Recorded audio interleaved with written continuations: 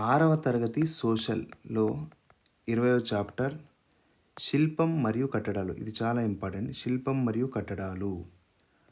ప్రాచీన సింధు లోయ నగరంలో తవ్వకాలు జరిపిన పురాతత్వ శాస్త్రవేత్తలు రాతిపైన చెక్కిన ముద్రలను, కాల్చిన బంకమట్టి ఆకృతులతో పాటు అందమైన రాతి, కంచు శిల్పాలను కనుక్కున్నారు. 4000 సంవత్సరాల క్రితం చేసిన చిత్రాలను కొన్నింటిని మీరు ఇక్కడ చూడొచ్చు. ఇవన్నీ సహజ సిద్ధమైన అంశాలను ప్రతిబింబిస్తాయి. అయితే వాటిని ఎందుకోసం ఉపయోగించారో మనకు తెలియదు. సింధులోయ కాలం నాటి ఒక ముఖ్యమైన వ్యక్తి ప్రతిమ. ఇతను పూజారా లేకుంటే రాజా? రెండవ చిత్రంలో నిలబడినట్లున్న ఒక బాలిక కంచు విగ్రహం. ఇది కంచు విగ్రహం. అలాగే ఇక్కడ ఈ చిత్రంలో ఎద్దుబొమ్మ కలిగిన అందమైన హరప్పా ముద్ర. హరప్పా ముద్ర. ఇక్కడ టెర్రకోటతో చేసిన అమ్మ తల్లి ఆకృతి. ఇక్కడ చాలా ఇంపార్టెంట్. హరప్పా నగరాలు ఉపఖండం యొక్క మొట్టమొదటి నగరాలు. మానవులు చాలా కాలం పాటు వేట మరియు ఆహార సేకరణ జరుపుతూ వలస మరియు సంచార జీవనం గడిపేవారని మీరు 6వ అధ్యాయంలో చదివి ఉన్నారు. కేవలం 10,000 సంవత్సరాల పూర్వం నుండే నవీన సిరియా మరియు పాలస్తీనా వాసులు వ్యవసాయం మరియు జంతువులను మచ్చిక చేసుకోవడం ప్రారంభించారు. భారత ఉపఖండంలో 7 నుంచి 8,000 సంవత్సరాల నాటి పురాతన గ్రామాలు బెలూచిస్తాన్లోని వాయవ్య ప్రాంతంలో బయలుపడ్డాయి. ఎన్ని సంవత్సరాలు అంటే 7,000 నుంచి 8,000 సంవత్సరాల నాటి పురాతన గ్రామాలు బెలూచిస్తాన్లో వాయవ్య ప్రాంతంలో బయలుపడ్డాయి. వివిధ ప్రాంతాల్లోని ప్రజలు వ్యవసాయం చేస్తూ గ్రామీణ జీవితాన్ని నెమ్మదిగా స్వీకరించిన ఇప్పటికీ చాలామంది వేట మరియు ఆహార సేకరణ కొనసాగిస్తున్నారు. మరి మొట్టమొదటి నగరాలు ఎప్పుడు నిర్మించబడ్డాయి? సుమారు 5,000 సంవత్సరాల క్రితం భారత ఉపఖండంలో వాయవ్య ప్రాంతాలైనటువంటి బెలూచిస్తాన్, సింధ్, పంజాబ్ మరియు గుజరాత్లలో ఇవి ఉద్భవించాయి. పురాతత్వ శాస్త్రజ్ఞులు తమ తవ్వకాల్లో పెద్ద నగరాల అవశేషాలను కనుగొన్నారు. ఆ నగరాల అసలు పేర్లు మనకు తెలియకపోయినా వాటి అవశేషాలు బయలుపడిన ఆధునిక గ్రామాల పేర్లతో వాటిని పిలుస్తాం. మీరు ప్రఖ్యాతిగాంచిన హరప్పా, మొహంజోదరో, కాలిబంగన్, లోతాల్ నగరాల పేర్లను వినే ఉంటారు. ఇవేంటంటే హరప్పా, మొహంజోదరో, కాలిబంగన్, లోతాల్ అనేటి నగరాలు, గ్రామాలు కాదు. భారత ఉపఖండంలో పేరుగాంచిన ప్రాచీన నగరాలు ఇవి ప్రముఖమైనవి. ఈ నగరాలు ఉత్తరాన ఉన్న ఆఫ్ఘనిస్తాన్ నుండి దక్షిణాన ఉన్న గుజరాత్ వరకు మరియు తూర్పున ఉన్న పంజాబ్ మరియు హర్యానాల నుండి పశ్చిమాన బెలూచిస్తాన్ వరకు ఒకే రకమైన లక్షణాలతో విస్తరించబడ్డాయి.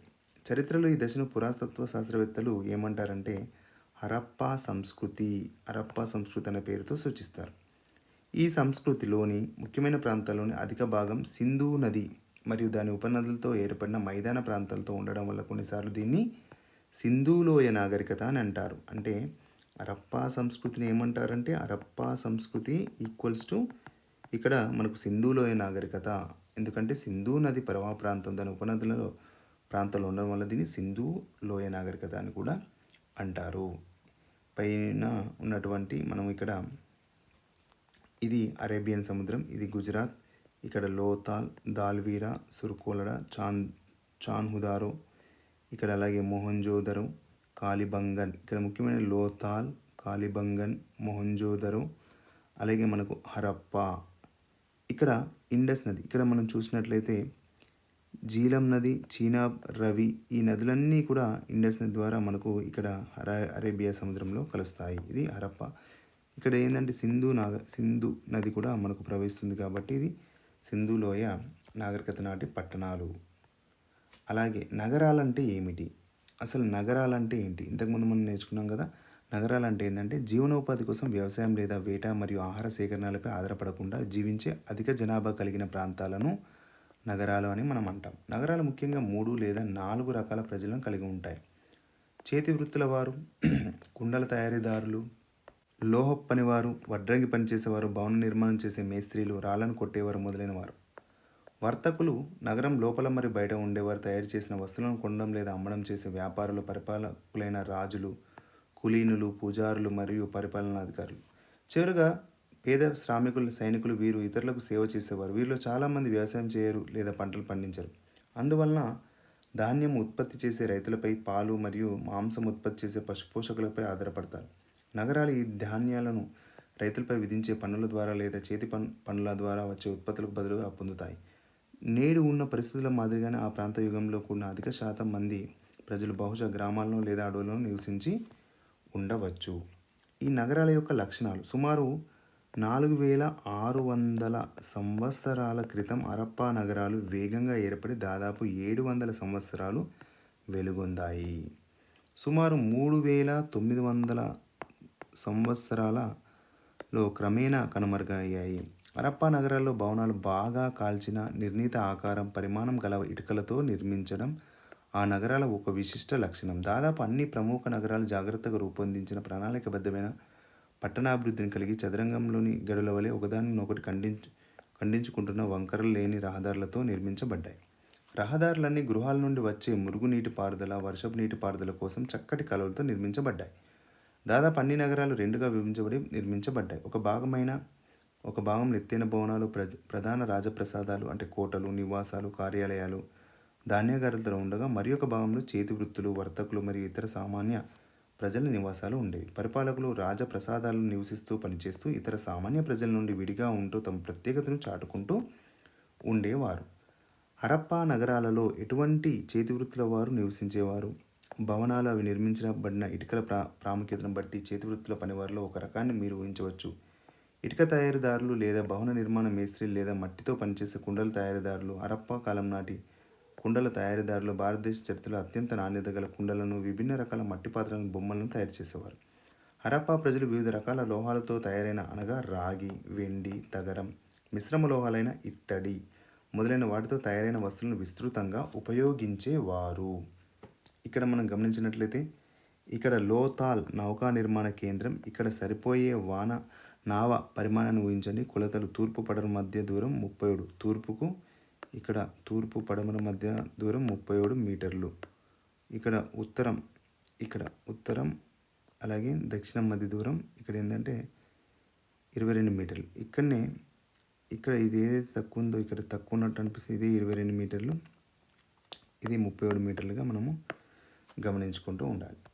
అయినా భారతదేశంలో ఆలస్యంగా వాడుకలోకి వచ్చిన ఇనుమును వీరు ఉపయోగించలేదు.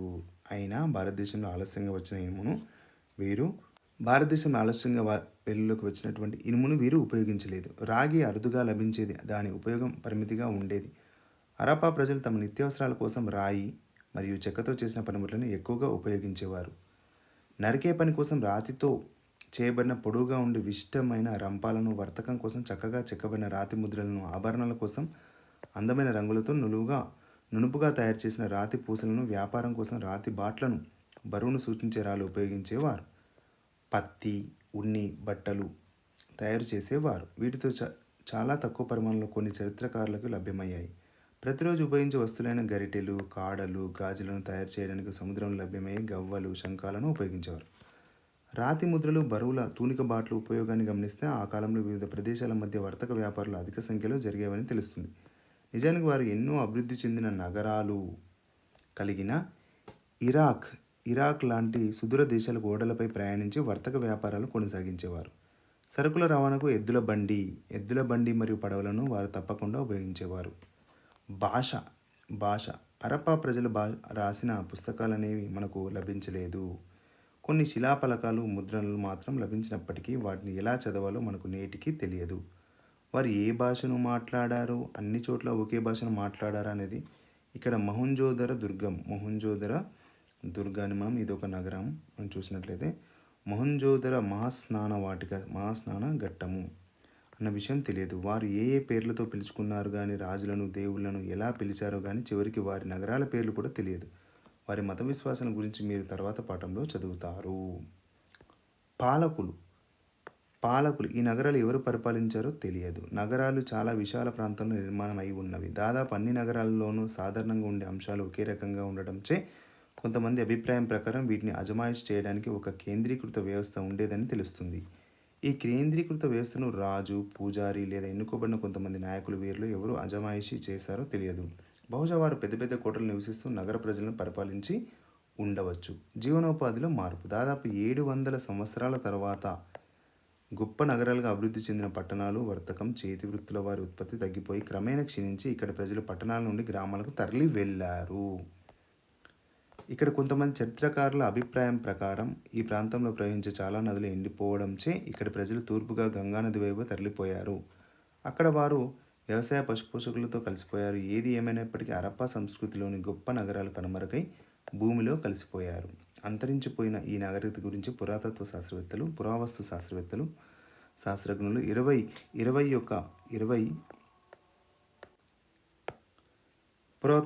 20 శతాబ్దంలో కనుగొని క్రమబద్ధమైన అధ్యయనం చేయడం మొదలుపెట్టారు. ఇక్కడ మొహంజోదర వీధిలోని మురుగునీరు పారుదల వ్యవస్థ ఎంత బాగా చాలా చక్కగా ఉందనేది మనం ఇక్కడ చూడవచ్చు. అలాగే సింధులోయ నాగరికత అన్న హరప్పా సంస్కృతి అన్న ఒకటి, తర్వాత కాలం శిల్పకళ. సింధులోయ నాగరికత తర్వాత కాలం శిల్పకళ. కొద్ది కాలం తర్వాత ఖనిజాలతో ఆకృతులను పోతపోయడం మహారాష్ట్రకు విస్తరించింది. ఇక్కడ ఇంపార్టెంట్, అద్భుతమైన కంచు పోత బొమ్మలు తవ్వకాలు బయటపడ్డాయి. బహుశా అవి 3000 సంవత్సరాలకు పూర్వం పోత పోసినవి అయి ఉండవచ్చు. అవి ఆట బొమ్మలు కూడా అయి ఉండవచ్చు అని మీకు అనిపిస్తుంది. ఇక్కడ దైమాబాద్ కంచు పోత బొమ్మలు, దైమాబాద్ కంచు పోత బొమ్మలు. శిల్పానికి సంబంధించి ముఖ్యమైన తర్వాత ఘట్టం 2200 సంవత్సరాల క్రితం నాటి మౌర్యుల కాలం. ఏ కాలం ఇది? మౌర్యుల కాలం. అశోక చక్రవర్తి అనేక ప్రాంతాల్లో బాగా పొడవైన నునుపు దేలిన స్తంభాలను పాతించాడు. వీటిని ఒకే రాతికి చెక్కారు. వీటిపైన అశోకుని సందేశాలను చెక్కేవారు. ఈ స్తంభాల చివరి భాగాన కొన్ని జంతువుల ఆకృతులు కూడా ఉండేవి. వీటిని రాజచిహ్నాలు క్యాపిటల్స్ అంటారు. వీటిలో ప్రముఖమైనది బుద్ధుడు మొదటిసారిగా బోధించిన సారనాథ్లోని సింహశిఖరం. చాలా ఇంపార్టెంట్, సారనాథ్లోని సింహశిఖరం. దీన్ని అశోకుడు స్థాపించాడు. రాజసం ఉట్టిపడే ఈ 4 సింహాల తలలు 4 దిక్కులను సూచిస్తూ ధర్మచక్రాన్ని చూపిస్తూ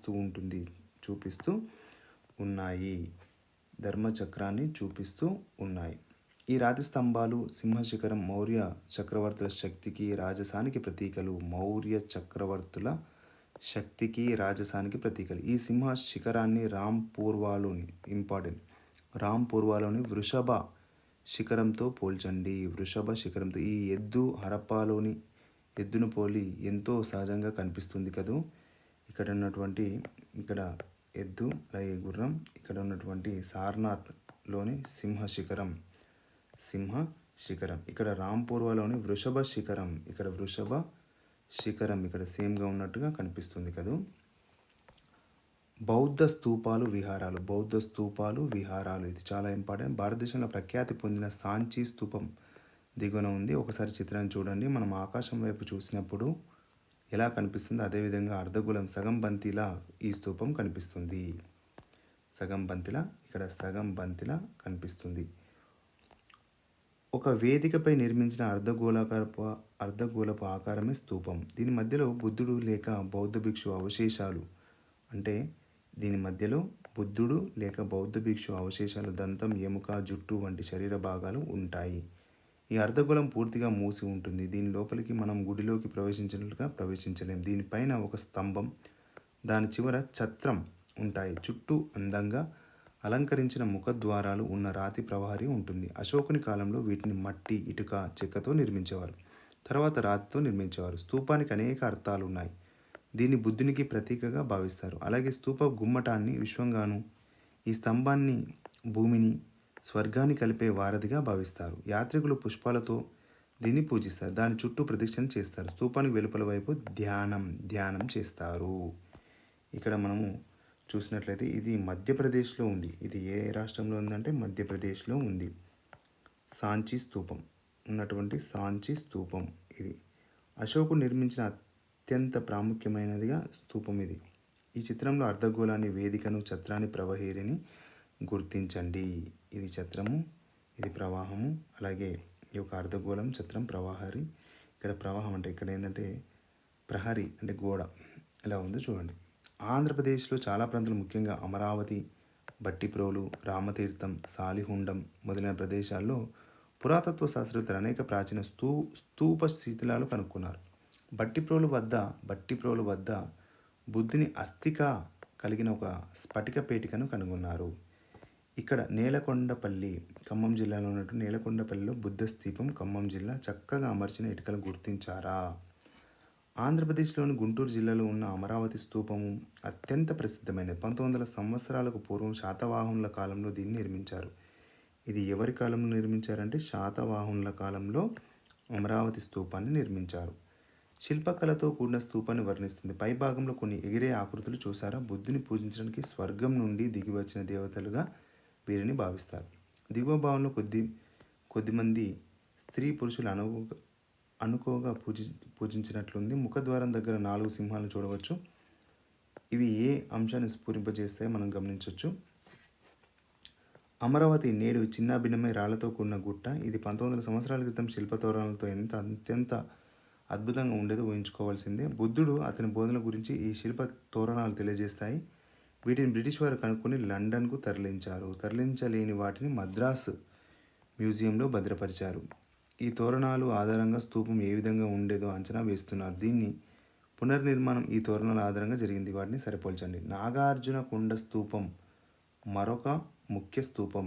ఇక్ష్వాకుల రాజధాని అయిన విజయపురిలో ఇదొక భాగము. ఇక్ష్వాకుల రాజధాని అయినటువంటి విజయపూర్లో ఇదొక భాగం. కృష్ణానది ఒడ్డున ఉంది. ఇది ఏ నది ఒడ్డున ఉంది? కృష్ణానది. విజయపూరిలో అనేక స్తూపాలు, విహారాలు, రాజప్రసాదాలు ఉన్నాయి. అందమైన క్రీడా ప్రాంగణాన్ని, స్టేడియంను పోలిన నిర్మాణం, నది స్నానఘట్టాలు ఉన్నాయి. దురదృష్టవశాత్తు మొత్తం నగరం అంతా ఎక్కడ పోయిందంటే ఆ యొక్క నాగార్జున సాగర్లో కలిసిపోయింది. అమరావతి స్తూప నిర్మాణం నమూనా: తోర్ణ, వేదిక, మేది, ఆండ, హర్మిక, ఇక్కడ ప్రదక్షిణ పాత అంటే అశోక కోలమన్, ఇవన్నీ కూడా దీనికి సంబంధించి నాగార్జున సాగరంలో నీటిలో మునిగిపోయాయి. చాలా శిల్పాల అవశేషాలను అక్కడి నుండి తొలగించి దగ్గరలోని మ్యూజియంలో పొందుపరిచారు. కింద ఉన్న నాగార్జునకొండ అమరావతిలోని శిల్ప తోరణాలతో భాగాలను చూడండి. దక్షిణ భారతదేశంలోని ప్రాచీన శిల్ప నిర్మితులకు ఇవి ప్రతీకలు.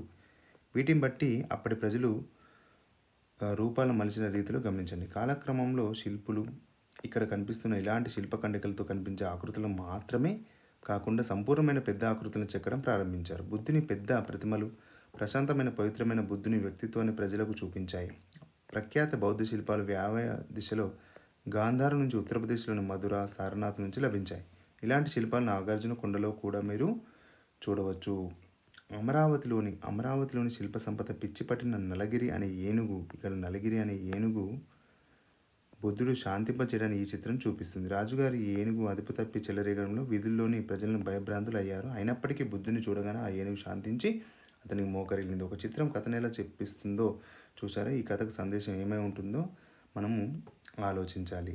నాగార్జున కొండలో లభించిన ఈ శిల్పంలో 6 యువరాజులు, ఉపాలి అనే క్షురకుడు బౌద్ధ సంఘంలో ప్రవేశానికి అనుమతి పొందడం చూడవచ్చు. మానవత్వాన్ని బోధించేందుకు గాను బుద్ధుడు ముందుగా సంఘంలోని ఉపాలిని అనుమతించిన తర్వాత మిగిలిన వాళ్ళని అనుమతించారు. బుద్ధునికి ఎడమవైపు చిన్న ఆసనం కూర్చున్న ఉపాలిని, బుద్ధుడికి ఎడమవైపున కూర్చున్నటువంటి ఉపాలిని అంటే ఆసనం మీద కూర్చున్న ఉపాలిని మనము చిత్రంలో చూడవచ్చు.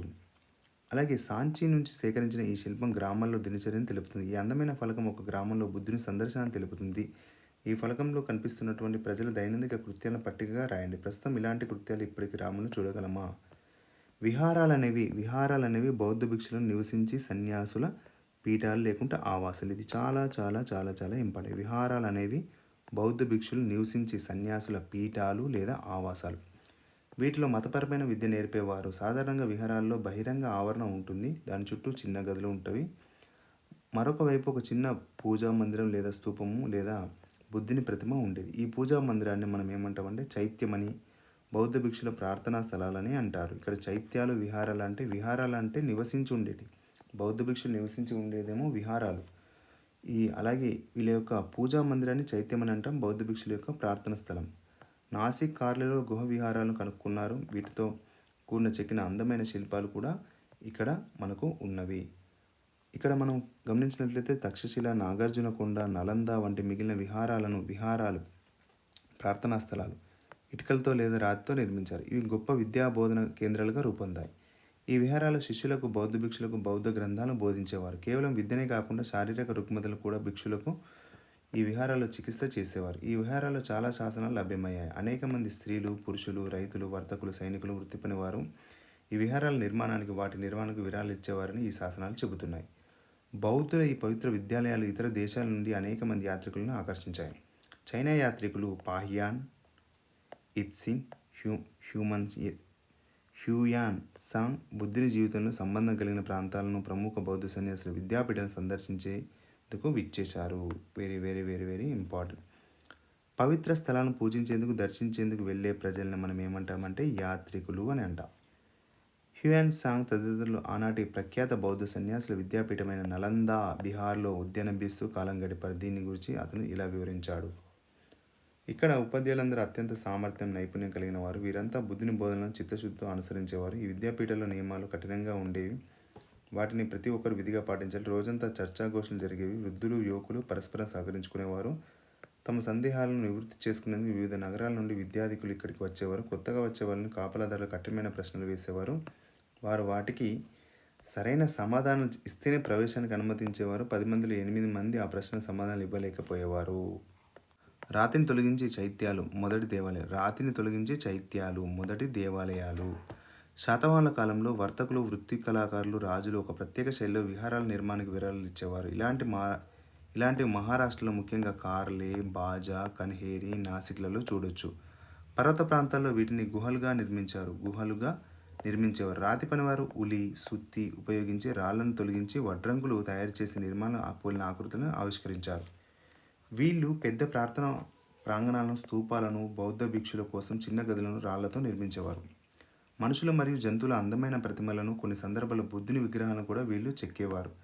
2100 సంవత్సరాలకు పూర్వం నిర్మించిన కార్లే చైత్యపు చిత్రాలను పక్క దాంట్లో చూడండి. ఈ కాలంలో కూడా వడ్రంగులు, తాపి పనివారు దేవాలయాల చైత్యాల నిర్మాణంలో మట్టిని, చెక్కను, రాతిని ఉపయోగించారు. ఈ దేవాలయాల్లో కొన్ని కృష్ణునికి, మరికొన్ని బుద్ధునికి సంబంధించినవిగా ఉన్నాయి. ఇక్కడ మహారాష్ట్రలో కార్లే చైత్యపు వెలుపలి ద్వారము. అయితే ఇవి ప్రస్తుతం పదిలంగా లేవు. మధ్యప్రదేశ్లోని సాంచి వద్ద ప్రాచీన కాలపు రాతి ఆలయం ఒకటి పదిలంగా ఉంది. దీని నిర్మాణం సరళంగా ఉంది. గర్భగృహాన్ని పిలిచే ఒక చిన్న గదిలో బుద్ధుని విగ్రహం ఉండేది. ఈ చిన్న తెరిచి ఉన్న వాకిలి లేదా మంటపం ఏ విధమైన గోడలు లేకుండా కేవలం స్తంభాలతో మాత్రమే ఉండేది. ఆ స్తంభాలను అందంగా చెక్కారు. ఈ యొక్క ఆలయ పైకప్పు సమతలంగా ఉంది. దీనికి ఏ విధమైన శిఖరం లేదు. దీన్ని 1600 సంవత్సరాలకు పూర్వం నిర్మించారు. ఇక్కడ చైత్యపు లోపలి భాగము, కార్లే శిల్పాలు, ఇవన్నీ కార్లే శిల్పాలు. సాంచిలో గల ప్రాచీన బౌద్ధ ఆలయం. ఇక్కడ కీలక పదాలు చైత్యం, అవశేషాలు, బౌద్ధ సన్యాసులు, విహారాలు, స్తూపాలు, ఆరామాలు. ఇది ఈ యొక్క పాఠం యొక్క ముఖ్య విషయాలు.